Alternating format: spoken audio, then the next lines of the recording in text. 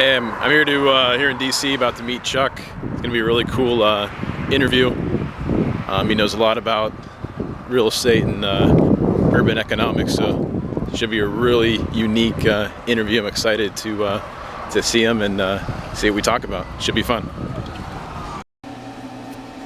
Hello, I'm here with Chuck Schilke. We're going to talk about real estate and kind of his background and how he got into it. So, Chuck, take it away. All right. Well, at least looking back, sort of logically, my father was a businessman. My mother is an artist, and so I got into a business with a lot of design. And I grew up in a place called Basking Ridge, New Jersey, which, as I was growing up, was right on the growth urban fringe of the New York metropolitan area. And so we moved in just before I started kindergarten. We moved out just when I completed high school. By the time we moved out, there were 6 times as many streets in the town as there were when we moved in. So it was just a very fast-growing area. So I guess that gave part of the interest. And then partly because of that, partly because I'm not sure exactly why, I developed a kind of a sense of the larger New York metropolitan area and realized kind of my place and the place of Basking Ridge in the larger New York metropolitan area. And so that gave me an interest in city planning. So when it came time to go to college, and I started going to New York City more as I was growing up because I was getting kind of bored with Basking Ridge, even though it was a great place to grow up. And so I began to look for city planning programs in colleges. And so I found Chicago and the University of Chicago, so that's where I went for college. And in fact, I did study a lot of urban planning stuff at first, and I got out into the city of Chicago a lot, which has a tremendous planning and architecture tradition.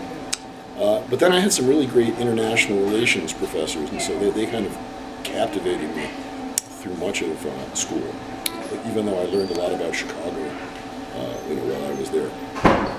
And so then I went on to graduate school and studied international relations, so something not particularly related to real estate in an obvious way. Although one thing I would say is that both international relations and real estate have a lot of moving parts, and they're hard to control.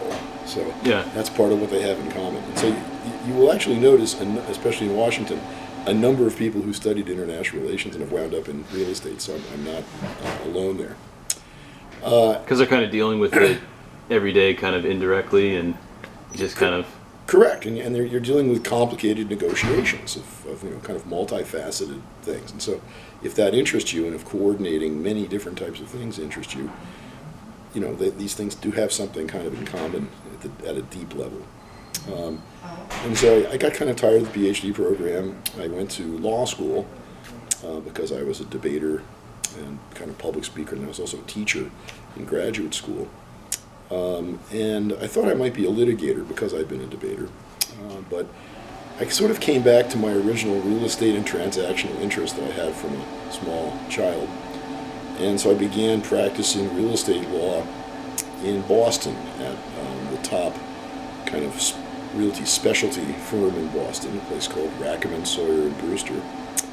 But unluckily for me, and this is one reason I'm sympathetic with young people getting started in real estate, unluckily for me, about 3 months after I started this job, the real estate economy started falling apart in the recession of the late 80s and early 90s.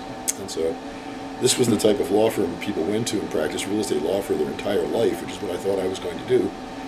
And I found that I was out of there in a year, which at that time was extremely unusual in law. But things fell apart very quickly, not just in Boston, but nationally, because that was not as severe as the Great Recession, but it was quite a severe downturn. And so after leaving my first firm, I practiced sort of environmental litigation with another firm for a couple of years, but the entire legal economy and general economy of Boston was falling apart, and Boston did not achieve its 1987 level of employment until 1997. So it essentially lost 10 years of economic growth in that recession. So it was terrible. A third of the architects left Boston. And so it became clear that I was going to need to leave Boston, so I began looking at other places. And I could have gone to New York since I grew up in New Jersey, but since I'd studied international relations in graduate school, I was really looking more at Washington, even though I hadn't been in Washington since I was 14 years old. And so I found, and I had gone to University of Chicago for college, Harvard for grad school, and Cornell for law school. I managed to find a small law firm that one of the partners was a Chicago guy, one was a Harvard guy, and one was a Cornell guy. And so they hired me into Washington, and that's how I got here. And so I worked for them, but the real estate recession simply hit Washington a year or two later than Boston. And so after I was at this firm for a year, they proceeded to dissolve the firm on me. Wow. This was about a 10-lawyer firm, so not a real big place. Okay. Part of the problem was that prior to that time, the recession, late 80s, early 90s, because of the federal government, Washington had been almost completely immune to real estate downturns. But gradually the share of the federal government declined, and so that was the first time, really, in modern times at least, that Washington was hit by a downturn. So the real estate community here didn't know what to do at all. And so that's why the lawyers I was working with dissolved their firm, because they'd just never seen this before. So having, gotten off to a tough start working for real estate law firms, I began looking around, and I found a job with then Mobile Corporation, which was then based out in Fairfax, Virginia, in the northern suburbs of Virginia, suburban D.C. area still. And I went to work there as an environmental lawyer, actually as a Superfund lawyer. Sort of a good thing about my career is that from the very beginning I've had a combination of environmental, zoning, land use, planning law, and then more transactional financial real estate law. And this combination has actually served me extremely well. And so I was a Superfund lawyer, a hazardous waste cleanup lawyer for Mobile Corporation. And as you might guess, Mobile is in a lot of Superfund sites. And in fact, we were, at that time, we had been kind of fingered at 300 Superfund sites. So we had 3 Superfund lawyers, each of whom was responsible for 100 Superfund sites. Fortunately, they weren't all active at the same time. And so my boss, who didn't like to travel much, he assigned me all of the sites in California. So I spent about a week out of every month in California, going to usually both to San Francisco, where the EPA region was based, and then to Los Angeles area, where most of the Superfund sites were located. And so I spent a couple of years there learning how to clean up Superfund sites, which was interesting, and it was sort of a good thing to do while the real estate market was down. Then I got a chance. I loved Mobile. In some ways, I should have just stayed there because it was a good fit for me, and working as an in-house lawyer is a good fit for me because I'm both managerial and legal, kind of pretty good at folding these things together. And at Mobile, I worked with a terrific group of people called the Superfund Response Group. So my clients were 10 environmental engineers. So I learned a lot about engineering, actually, from this job, because all the schools that I had gone to were very liberal arts type schools without much in the way of engineering. So I never worked much with engineering before. Right. So I came back out to a law firm, worked for them for a while, and then somewhere around 1998 or so, I got a call from the lawyer I had worked with at Mobile, and he said, "How would you like to come back and return to Mobile for a secret project? We can't tell you what it is." And I said, "Sure." And it turned out to be the Exxon-Mobil merger, which was actually Exxon acquired Mobile, because Exxon was twice as big as Mobile.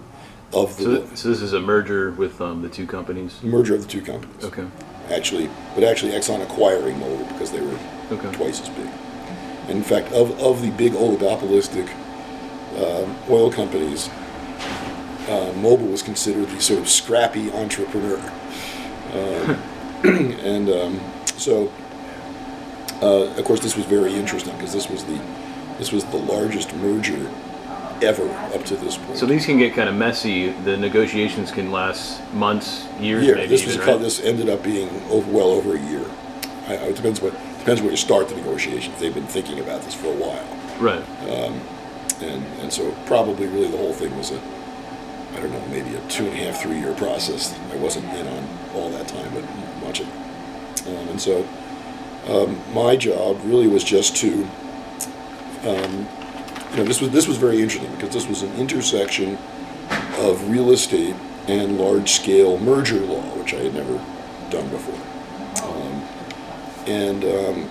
Again, just a completely enormous thing. And so my job was the basic questions were, how would the merger affect our real estate legal interests? And then how would our real estate legal interests affect the merger? So my job was to basically read all of Mobil's real estate legal documents and look for anything that would sort of affect mergers. So I was really coming at it from the how would real estate affect mergers side of things more. And so I did that. I spent a year reading all of Mobil's real estate legal documents in the United States, and then some of the worldwide ones, but not all the worldwide ones. Just to see what interactions there were with the merger. And so, in some ways, this was not so exciting because I was sort of doing the same thing over and over. But in other ways, it was really very interesting because the large petroleum companies are really laboratories of real estate. And they have several different real estate traditions, actually. So in terms of being out in the field, drilling for oil and this kind of thing, there's a whole tradition in the petroleum industry, what are called landmen, sort of experts in land and property that kind of work with the drilling types to make agreements as to how to have roads to get into where you're drilling, and easements with other oil companies whose land you have to go over to get to your wells, and things like that. And in the petroleum industry actually works a lot on something called production sharing agreements, where actually multiple oil companies share the production of a single well, and they do this in order to spread the risk among different companies. So production sharing agreements are a very common thing in the petroleum industry, as I learned. And then we had office buildings, of course, and then we had pipelines and terminals. However, Mobil and also the other oil companies like Exxon, in a way that probably the public would not imagine, had basically autonomous real estate development companies that did development that had nothing to do with the petroleum industry. And so we had something called Mobil Land Development Corporation, which built golf resorts in Arizona and owned Reston Town Center in Northern Virginia, which is this big, kind of suburban new town that had been developed by Gulf, and then Gulf sold it to Mobil.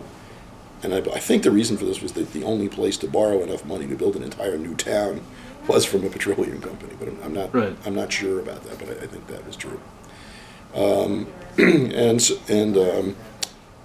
just all kinds of stuff. So the petroleum companies were like laboratories of real estate. They owned all kinds of different stuff that you would not even imagine. So for my future career, which involved teaching and has involved teaching and other things, I just learned a whole range of real estate, and I got a whole kind of another aspect of this that has now become more prominent, but was kind of dormant at that time, was in the 70s, in the energy crises, the petroleum companies had acquired substantial amounts of oil shale leases out west from the government.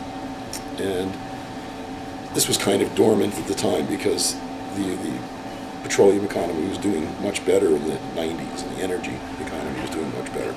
And but the companies wanted to hang on to these leases because they never knew when they might need them. And so what the law was is you had to do a little bit of activity on these lands every year to keep the lease. So I made sure that we did the minimal amount of activity required to enable us. What would be an example of that? Really just kind of, stirring up a little dirt and making it look like the beginning of an oil well or something. It was relatively minimal, but it had to be done to keep it. So, interesting. So we did. There's a number of things in law that are kind of like that. So great learning experience. I worked closely with the investment bankers of the whole thing. I worked closely with the real estate people of the whole thing. Got to know them. And I also worked on some other projects involving environmental real estate things because I had this environmental and real estate background. And then the major issue actually with closing the merger was a real estate and antitrust related issue that I actually did not directly work on too much. And what that issue was that Exxon was originally Standard Oil of New Jersey. Mobil was originally Standard Oil of New York. And so they were originally close together and owned a lot of the same things. So that when the companies combined again, because in effect it was kind of a recombination of parts of the Standard Oil empire that had been broken up 100 years before, this caused too heavy a concentration of service stations by one company in the New York metropolitan area. So we had to divest some of the service stations so that we would be below a threshold of competitiveness, basically. So we did that, but that took a year to figure out and do. Again, I didn't really have too much to do with that part, but it shows the importance of real estate issues in a merger from a certain angle. So when the merger closed, which I guess was it was January 1st, 2001, it must have been. I probably could have stayed there, and I really always liked Mobil and the Exxon Mobil I was helping to create. But usually what happens in these situations is the people from the acquired company excuse me, eventually leave, and the people from the winning acquiring company kind of take over. So if you're in the acquiree company, your days may be numbered. Although interestingly, in the combined Exxon Mobil, they kept the guy who was the head of Mobil Real Estate to run the real estate, which told me something about him and maybe our overall real estate operation, which was really very good. I had some great people that we worked with, great education backgrounds with my clients. And so, kind of knowing I had to get out of there, I began looking for new jobs. And I found a job working as the in-house real estate lawyer and to some extent developer of the American National Red Cross, which is based here in Washington. The headquarters is. So I took the job, and it proved to be an extremely interesting job. And in fact, I took the job in around April 2001. So so this was kind of the wildest year of my life. On January 1st, 2001, we closed the ExxonMobil merger, I guess. And then on September 11th, 2001, I was the Red Cross. Oh, wow. And, and it turned, most people, including me, did not realize that to an emergency of that kind, the Red Cross, not the military or something, is the first responder. So although the people in the Trade Center and the Pentagon and Shanksville obviously had it worse than any of us, we had it pretty bad because we were the people who had to figure out what to do about this, in the first instance. So that was definitely one of the wilder mornings of my professional life, and well, I can only imagine, yeah. And showing where real estate can take you. So this in fact began sort of a period of my career where real estate really took me interesting places. So first it took me to the ExxonMobil merger, then it took me to 911. It would then take me to CMBS, and then take me to creating the Georgetown real estate program. So I was there on 911. Okay, good. Anyway, back to 911. So I was at the Red Cross on 9/11, and in a very moving way, we had students from Georgetown and George Washington University, other DC area universities, come basically sort of fling themselves on the steps of Red Cross headquarters to volunteer to donate blood. This was one of the more moving and positive things. One of the less moving and negative things, which was absolutely terrible, is that by about 11:30 the morning of 9/11, in other words, only like 2 hours after the attacks, there were scam Red Cross donation websites up there. So we had to chase these fake donation websites off of the web. So that was just obviously a very negative thing. My immediate task was to, because it was thought there would be a lot of survivors, we'd have to transfuse a lot of blood, we would need a lot of blood. And so the immediate thing I began doing was calling around to reserve extra blood refrigeration capacity, which we thought we would need. And so that was something else I was working on. Eventually, a couple of days after 911, as it became clear of the rescue task that was needed, I did things like leased space for the rescue workers in Lower Manhattan, which was actually difficult because it was a good real estate market at the time. There wasn't much extra space in Lower Manhattan. Yeah, I can imagine. I mean, that's prime real estate, right? Indeed, although it's somewhat less prime after 911. Yeah.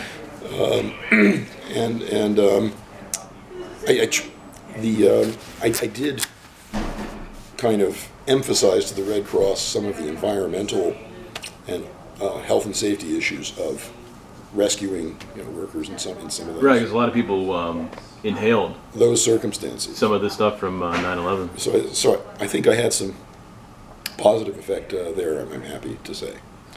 Awesome. But it was an amazing time. People mailed us $300 million in 2 days, and so we did not. This was not a legal thing, but really, but we just didn't even have the capacity to absorb donations at that rate. We're still doing it in a paper because of the accounting. Yeah, you have to know where this is coming from, the amounts. And, yeah, and then something that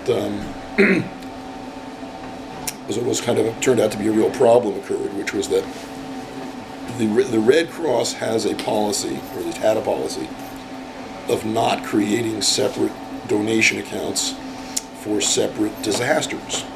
And why is this? Well, it's because people only want to donate money for famous disasters. People don't want to donate money for non-famous disasters. So you have to subsidize non-famous disasters from famous disasters. And so if all of the money is earmarked for famous disasters, you can't subsidize in the way that you need to. Because the thing that the Red Cross responds to most people would never guess, which is single-family house fires. If your house burns down, the Red Cross will come pick you up and take you to a hotel. And it will cost something to do that. So, but 911 was considered so unusual, as indeed it was, that the then president of the Red Cross, who was Bernadine Healy, she, and I think, although I'm not sure about this, did this largely on her own initiative. She did create a separate fund for 911 called the Liberty Fund.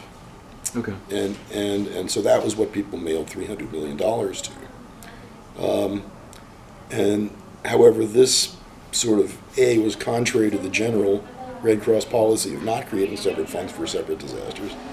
And then B, it created an even larger problem in the end, because from the internal Red Cross perspective, since the Red Cross is the first responder to things like 911, we of course were thinking, well, there's probably going to be another one of these things sometime soon, and so we have to have the financial resources and other resources ready to deal with it. And so we wanted to take some of the money from, I don't even know if we're thinking about this, but we were explicitly thinking about this. But at some level, we're thinking, we're going to have to take some of this money from the Liberty Fund and prepare for the next potential 911 type attack. The problem arose because the people who donated to the Liberty Fund thought it was only going for the people who were injured by 911. And we had not sorted that out from a PR perspective very effectively. Again, it was a very confusing and difficult time for the Red Cross, which was proportionate to the work that had to be done, was very under-resourced. And so this led to big problems as the public began figuring out that the Red Cross was not planning to use all of the money for the 911 victims. And eventually Bernadine Healy was fired, which actually had an effect on the law department, because the general counsel of the Red Cross, who hired me, became the interim director of the Red Cross, the interim president of the Red Cross, so he left. So I remained at the Red Cross for, of course, obviously that was the most exciting thing in many ways. But I remained at the Red Cross for 3 or 4 years, and I got a type of experience, not just from 911, but in real estate generally, that I probably never would have gotten in the private sector. Because I was, the Red Cross owned at that time, 2001 or so, owned $1 billion worth of real estate and leased $1 billion worth of real estate. So the Red Cross at that time was a $2 billion real estate operation. Wow. And the real estate was divided basically into 3 administrative parts. There was the sort of headquarters real estate in D.C. There was the chapter real estate of the then 900 chapters around the country. And then there was the biomedical real estate of the then 36 blood regions around the country. And there was a separate real estate department for each of those 3 things. And I was the lawyer of all 3 of those departments. So, wow. And then above those departments was only really the CFO. So in many ways, this is where I began moving more from practicing real estate law into somewhat more managerial real estate roles, because sort of by default, because there were some things that had to be coordinated among these 3 real estate groups that just wasn't being coordinated, and I was there and I saw what was going on, so I really just coordinated these things kind of the point man, kind of by default. Okay. But on the other hand, it was good experience for me, kind of learning to manage things rather than just advise to things. And so I got fantastic experience. I helped them.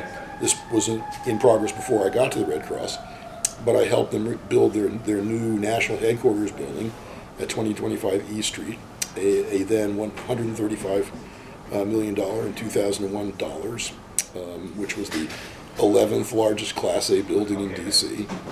If you include the parking garage, it was 800,000 square feet, which is quite a good-sized building. So that was obviously exciting. But then even really a more exciting project was to completely rebuild the Red Cross's blood processing capacity. And the kind of major legal and management problem of the Red Cross was that it had 60 all old, all different blood processing facilities around the country. And what did this mean? It meant that they could not keep all 60 of them in compliance with the blood processing health and safety regulations at the same time. So they were always out of compliance, and the Red Cross had to pay fines, which was, since the Red Cross at that time controlled half of the blood supply, this did not look good. And then from a donor perspective, donors don't really want to donate money to pay fines. Right. So the Red Cross lived under a consent decree with the Justice Department for the operation of the blood system, and the Justice Department basically said, we had to fix it. And in a quite courageous decision, because this was a huge amount of money which the Red Cross did not really have, the Red Cross finally decided it simply needed to rebuild the entire blood processing system that it had. And so it conducted logistic studies. It determined that it needed to build 22 larger blood processing facilities around the country, and then logistic studies as to where those would be. And so I came into the phase sort of after they did those studies, and my job really was to implement the starting of actually building one of these on the campus of Cal Poly Pomona University in California.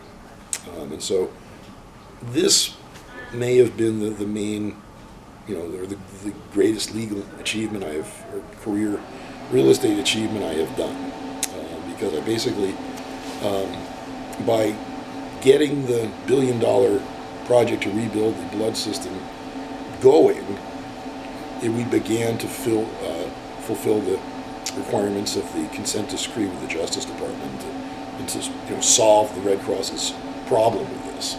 And so I remained at the Red Cross long enough to be on the deal teams that built the first 3 of the 22 blood processing facilities.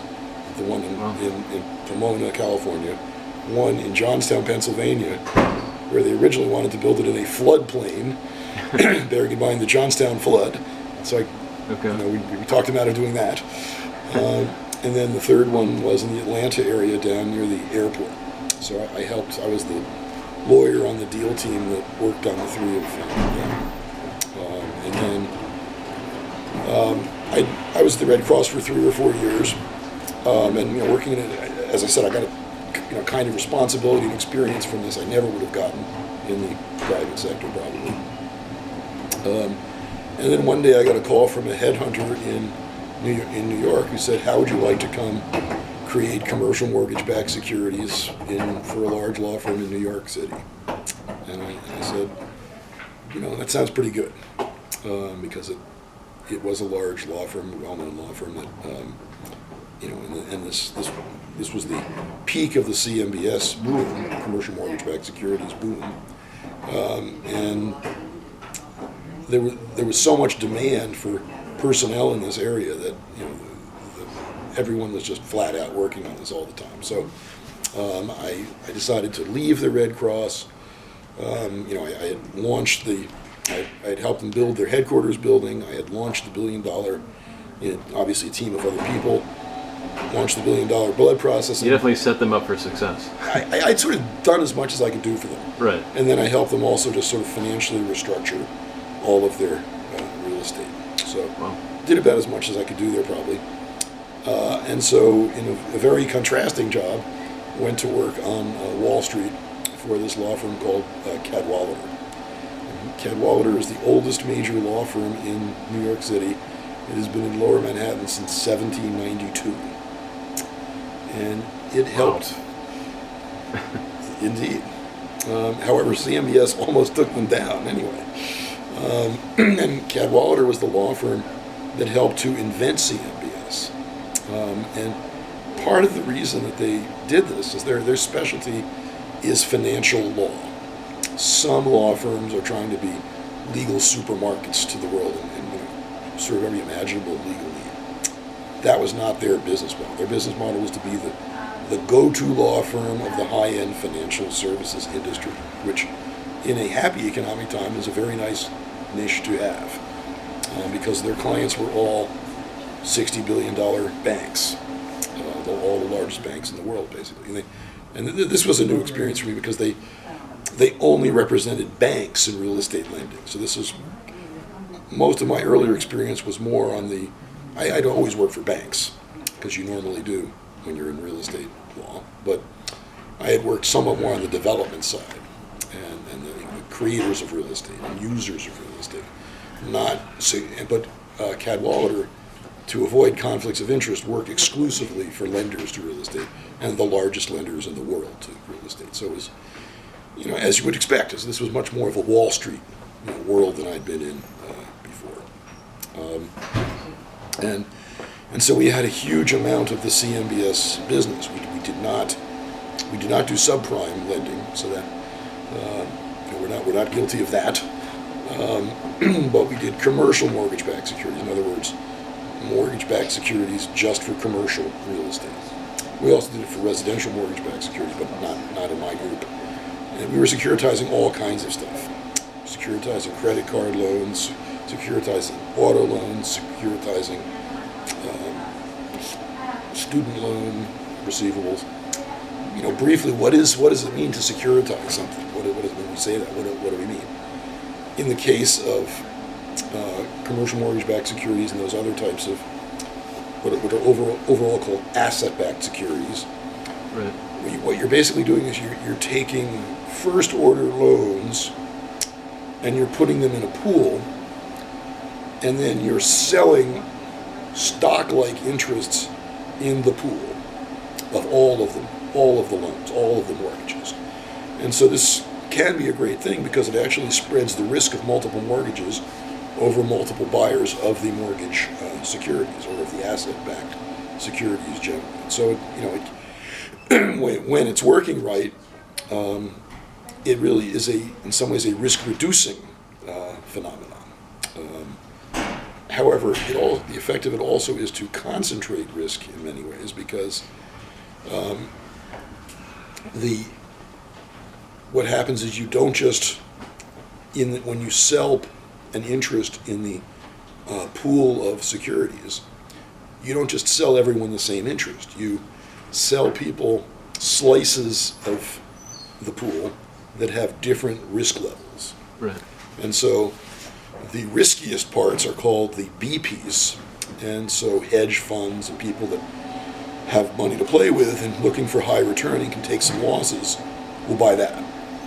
And then the least risky are the triple A's and life insurance companies, pension funds, excuse me, other types of investors that need sort of absolute security of payment and are willing to accept less interest to get it, buy those pieces. And the basic problem in the financial crisis is that, from a CMBS perspective, was that the risks were underestimated for a variety of reasons, so that the buyers of the least risky parts, like the insurance companies and pension funds, were exposed to levels of risk that nobody ever really contemplated.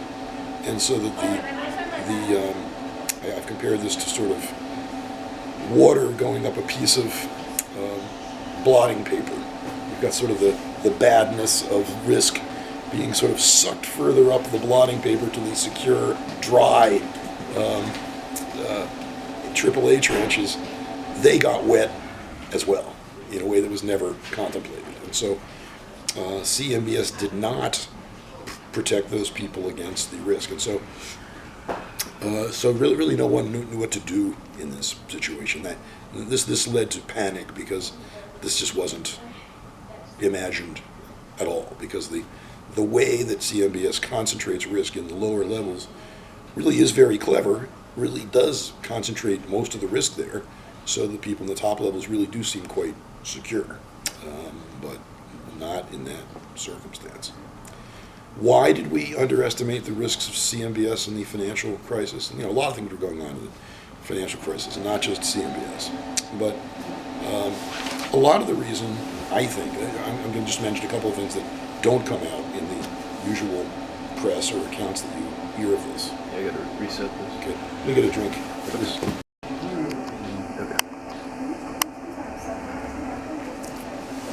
All right. Anyway, I was going to mention some reasons that we underestimated the risk of CMBS. A large part of it is the creating CMBS to begin with was relatively complicated. But once they figured out the scheme of doing it, you could basically delegate it largely to junior people. And so my clients, when I was a lawyer, largely were quite junior people. They were people who just graduated from college with finance or econ degrees, who were on 2-year analyst programs before getting their MBAs, or they were people who just got their MBAs from maybe a good school, but in some kind of finance that was not real estate finance. And so, although these people knew something about finance, they really didn't know anything much about real estate, usually. And so they didn't understand things about entitlement or permitting risk. They didn't understand things about construction risk. They really just did not understand many of the risks of the real estate industry. They just didn't have a background in it. They just didn't have a background, and so they were not even thinking, hey, there's a risk there we should look at, because they just didn't really have experience in the area. I'm not saying there weren't any people that knew about real estate. There were, but right. This was often the case. So that's a significant reason we underestimated it. And then the other thing is that CMBS was relatively new, and it grew relatively quickly. And so because it grew quickly, we didn't know how to control it entirely. We hadn't been through a downturn with it before, so we weren't familiar with it. So those are some of the reasons you might not think about why you pose particular issues. Well, let me just pause a second and just explain what's called the 4 quadrants of real estate finance, because I think this is helpful in understanding a lot of what was going on in real estate finance. Because in fact, in the last 25 or 30 years, we have really been through what I think can fairly be described as a revolution in real estate finance. in most of the history of, most of recent history, in the last 100 years or so, we've had, since roughly the 20s and beyond, we've had a significant mortgage market in the United States. And so when people want to buy a house, they typically have gone down to a local bank, borrowed the money to buy the house, and then pay the bank back for 30 years, and then ultimately own the house, and then the bank retires the loan. Well, that is actually private debt. However, there is also public debt, and then there is private equity, and then there is public equity. So private debt, private equity, public equity, those things are referred to as the four quadrants of real estate finance. All right, in the 80s and the early 90s, there was kind of a breakdown in the savings and loan system, which had financed much of residential real estate and also quite a bit of commercial real estate, again, for decades. And for a variety of reasons, the S&L system really just kind of broke down and greatly diminished as a source of real estate finance. And so new mechanisms had to be developed to kind of fill in that gap. And so commercial mortgage-backed securities in the public debt quadrant emerged. And so as we've discussed, that involved taking regular mortgages from the private debt quadrant and then pooling them together and then selling them on public markets in the sense of a public company on Wall Street, and spreading the risk and exposing it to a larger group of potential investors is the advantage of CMBS, basically. Okay, and then there also grew up more, and again, these things always sort of existed, but they became more important. There was private equity, which really is just off-market deals. Transactions that are too strange or complicated, usually, to come onto public markets, or transactions that, for whatever reason, the people involved don't want it to come onto public markets. And then there was public equity, which is generally real estate investment trusts. And so, like CMBS, they are a pooling device, but unlike CMBS, instead of pooling debt and mortgages and loans, you are instead pooling equity interests in properties. So that is the distinction. And so after the collapse of the savings and loan industry, the beginning of the 90s, roughly 25 years ago, the other three quadrants of real estate finance became much more important. And so this is behind a lot of things, including it's one of the things, including behind the Great Recession, this kind of shift in real estate finance. And what I would argue has been going on for a long period of time is that and this is just my own very personal argument, is that for a long time the general financial system has been trying to absorb the real estate financial system and make it more consistent with the general financial system. And each time we do that, it succeeds for a while and then ultimately doesn't fit so well, or we discover a new problem with trying to fit it into so the savings and loan crisis is sort of related to that. The Great Recession is kind of related to that, and it's a difficult process of jibing the general financial system and the real estate financial system. Anyway, so I was on. So that gives you a sense of kind of where I was, and in terms of real estate finance, I was working in the private debt sector with large banks as clients, creating commercial mortgage-backed securities.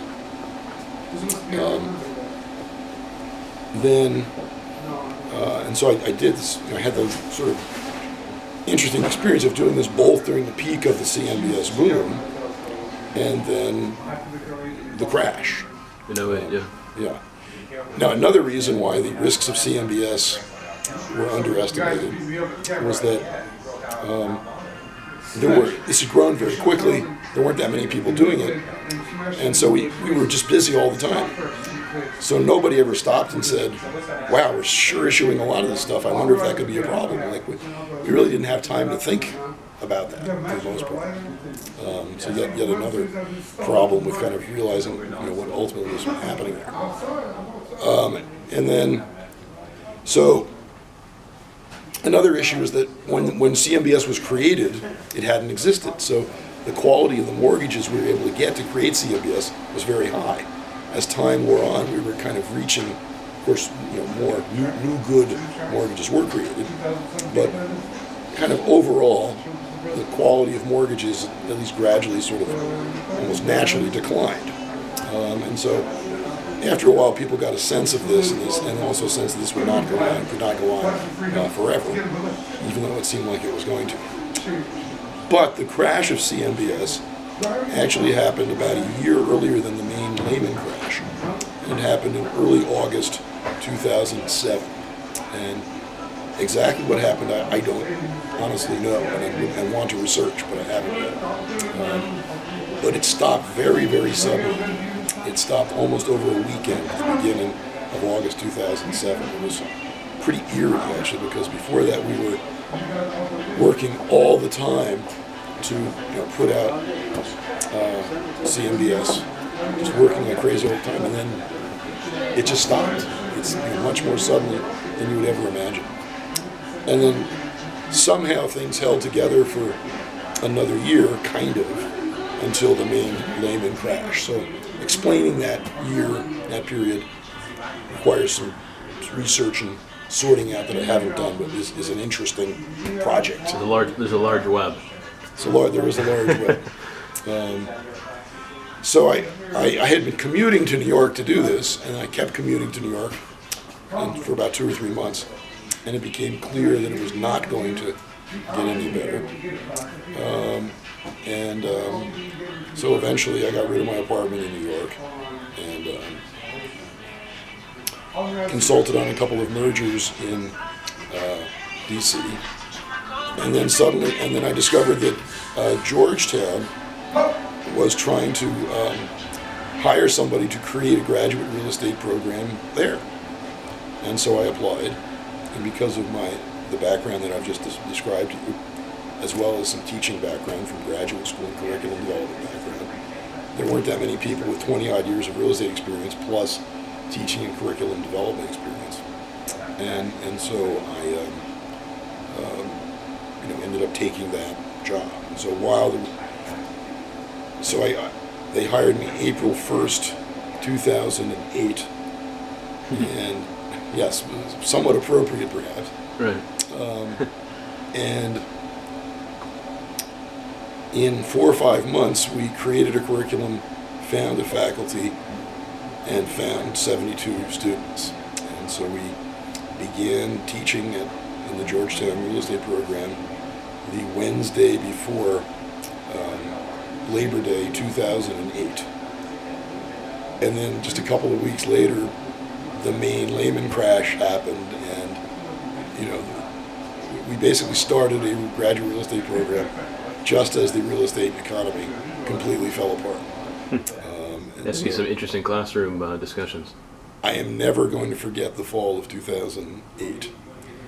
The finance professor began each class with a list of the financial institutions that no longer existed since the previous class. I'm not kidding you. So it was a wild fall. It was a wild environment to do this in. Interestingly, most of the students were taking a long-term perspective on this, and I said, come hide out in my program if you want. But they were not exactly doing it. They were in fact, some of them were trying to get through it very quickly, and I said, slow down. Don't graduate into the trough of the Great Recession, because you'll never get a job. So some of them did slow down. So we gradually